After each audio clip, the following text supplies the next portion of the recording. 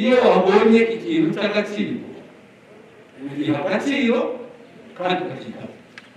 Ntabwo rero waba wahawe serivisi cyangwa se telefone igufasha kubona izo serivisi zose ngo nurangiza uyifate nabi. Ndagira ngo basabe byonyine ujye unatekereza nako gaciro, uvuge ati ikigo cya RURA cyatanze miliyoni 200.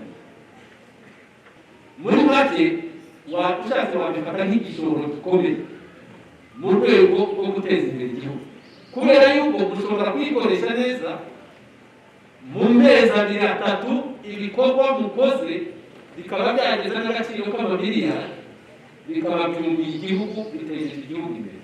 Telefone nziza, telefone y'igihe nayo iritaba n'izindi zitabaga bisanzwe, ariko urabona ko ari smartphone, telefone nziza ijyanye n'igihe. Telefone ndayishimiye cyane, bashimiye n'ubuyobozi bw'igihugu uko butekereza abanyarwanda.